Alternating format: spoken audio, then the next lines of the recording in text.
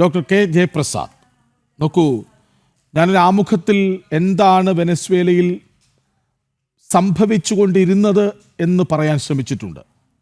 ഈ അമേരിക്കയുടെ കടന്നുകയറ്റത്തിലൂടെ വെനസ്വേലയിൽ സംഭവിക്കുന്നത് എന്താണ്? നമുക്ക് വെനസ്വേലയിൽ നടക്കുന്ന വിഷയത്തെ രണ്ട് തരത്തിൽ അവലോകനം ചെയ്യാം. ഒന്ന്, അന്താരാഷ്ട്ര നിയമങ്ങൾ, ഇൻ്റർനാഷണൽ ലോയുടെ അടിസ്ഥാനത്തിൽ അല്ലെങ്കിൽ ഐക്യരാഷ്ട്ര സംഘടന വന്നതിന് ശേഷം ഉണ്ടായിട്ടുള്ള അന്താരാഷ്ട്ര നിയമാവലിയുടെ അടിസ്ഥാനത്തിൽ ഒരു തരത്തിലും. മറ്റൊന്ന്, ഒരു രാജ്യത്തെ ജനത കഴിഞ്ഞ 25 വർഷമായിട്ട് ദാരിദ്ര്യവും ദുരിതവും മയക്കുമരുന്ന് ഇവിടെ സൂചിപ്പിച്ചതുപോലെയുള്ള ദുരിതങ്ങൾ അനുഭവിച്ച് തകർന്ന ഒരു ജനസമൂഹം ഏറ്റവും കൂടുതൽ, അതായത് അഭയാർത്ഥികളായിട്ടും അല്ലാതെ മൈഗ്രൻ്റായിട്ടും ഏതാണ്ട് 80 ലക്ഷത്തോളം, ഇവിടെ സൂചിപ്പിച്ചതുപോലെ 80 ലക്ഷത്തോളം പേര് ആ നാട് വിട്ട് തൊട്ടയൽ രാജ്യങ്ങളായിട്ടുള്ള കൊളംബിയ, പെറു, അതുപോലെ മറ്റു പല രാജ്യങ്ങളിലേക്കും പോകേണ്ട സാഹചര്യമുണ്ടായി.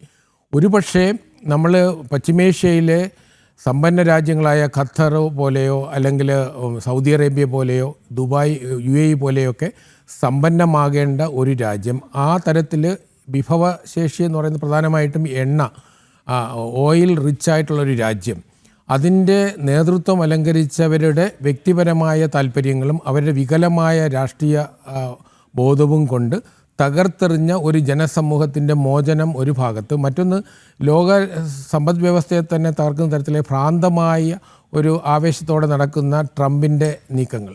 പക്ഷേ നമ്മൾ വെനിസ്വേലിയൻ ജനതയുടെ തലത്തിൽ നിന്ന് നോക്കുമ്പോൾ ഇത് സ്വാഗതാർഹമായ നടപടിയാണ്.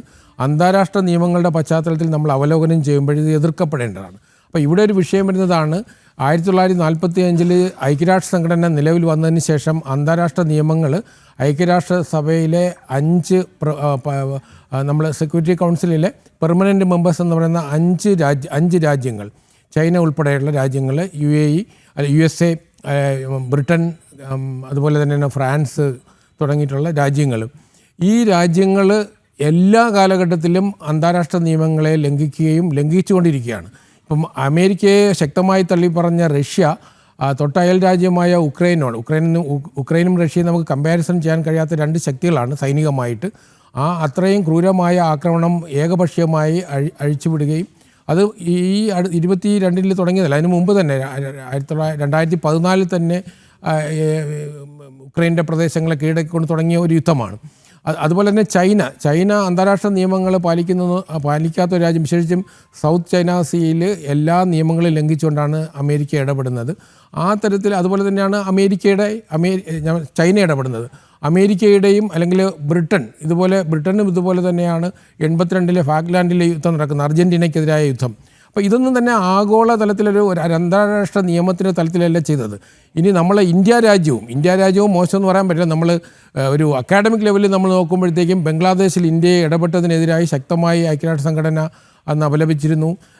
ജനറൽ അസംബ്ലിയിൽ 114 രാജ്യങ്ങൾ, വെറും 11 രാജ്യങ്ങളാണ് ഇന്ത്യയെ പിന്തുണച്ചത്. ആ തരത്തിൽ ബംഗ്ലാദേശിലെ ഇടപെടൽ ഒരു രാജ്യത്തിൻ്റെ ആഭ്യന്തര കാര്യത്തിൽ ഇടപെടൽ എന്ന തരത്തിലാണ് അമേരിക്കയും അതിനെ സപ്പോർട്ട് ചെയ്യുന്ന രാജ്യങ്ങളും അന്ന് അത് ഉയർത്തി കാണിച്ചത്. അത് റഷ്യ മാത്രമാണ് അതിനെതിരായ നിലപാടെടുത്തത്. ഈ തരത്തിൽ നമ്മൾ അന്താരാഷ്ട്ര തലത്തിൽ നിയമത്തിൻ്റെ അടിസ്ഥാനത്തിലാണ് ലോക സമൂഹം നിലനിൽക്കുന്നു എന്ന് പറയുന്നത് ശരിയല്ല.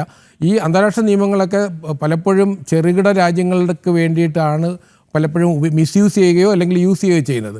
നമ്മുടെ ഈ പ്രമുഖ അല്ലെങ്കിൽ സൂപ്പർ പവേഴ്സിനെ സംബന്ധിച്ചിടത്തോളം അവരുടെ താല്പര്യങ്ങളാണ്. അതുകൊണ്ടാണ് ട്രംപിന് ആ തരത്തിൽ പെരുമാറാൻ കഴിയുന്നത്. അപ്പം ഞാനിതിനെ വേറൊരു തരത്തിലാണ് കാണുന്നത്. നമ്മൾ ഇന്ത്യ സ്വതന്ത്രമാകുമ്പോൾ ഏറ്റവും സമ്പന്നമായ ഒരു സംസ്ഥാനമായിരുന്നു പശ്ചിമ ബംഗാൾ. അന്ന് വ്യവസായത്തിൽ മുന്നിൽ നിന്ന് ഒരു സ്ഥലത്തിന്, വാണിജ്യത്തിൽ മുന്നിൽ നിന്നൊരു പ്രദേശമാണ്.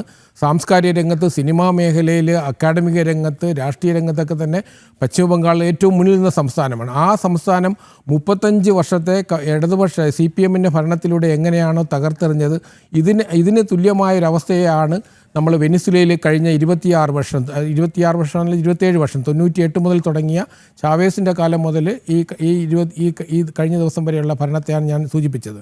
ആ രാജ്യത്തെ തകർത്തെറിഞ്ഞത്.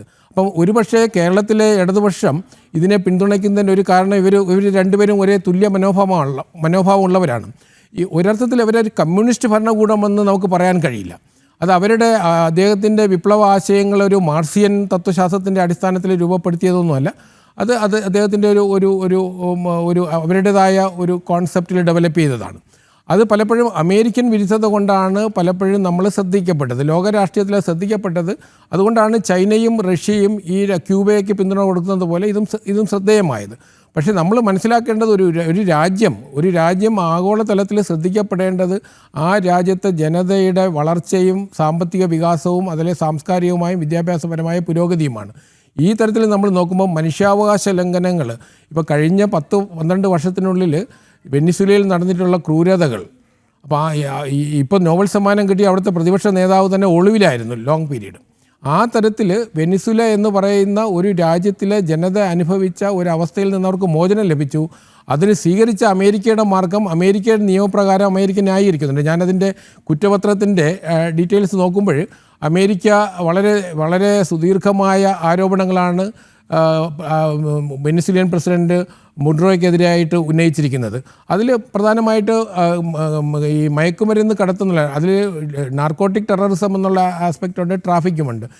ഇതിൽ അമേരിക്കയുടെ ആഭ്യന്തര കാര്യത്തിൽ ഇടപെട്ടു എന്നുള്ള തലത്തിൽ അവകളെ കുറ്റവാളിയായി പ്രഖ്യാപിച്ചുകൊണ്ട് അമേരിക്കയുടെ നിയമം അനുസരിച്ച് ശരിയെന്നുള്ള തലത്തിലുള്ള ഒരു വ്യാഖ്യാനം നൽകിയാണ് അത് കോടതിയുടെ മുന്നിൽ വന്നിരിക്കുന്നത്. അപ്പോൾ ന്യൂയോർക്ക് സൗത്ത് ഡിസ്ട്രിക്ട് കോർട്ടിൽ കൊടുത്തിരിക്കുന്ന കുറ്റപത്രത്തിൽ ആ തരത്തിലാണ് അതിനെ അവതരിപ്പിച്ചിരിക്കുന്നത്. അപ്പോൾ അങ്ങനെ നോക്കുമ്പോൾ ഇതിനെ പിന്തുണയ്ക്കാനും എതിർക്കുന്നതിനും പരിമിതികളുണ്ട്. അതേസമയം തന്നെയാണ് ഞാൻ വെനിസ്വേലിയൻ ജനതയുടെ ലെവലിൽ നിന്ന് നമ്മൾ നോക്കുമ്പോഴത്തേക്കും ഇത് തീർച്ചയായിട്ടും സ്വാഗതം ചെയ്യപ്പെടേണ്ടതാണ്.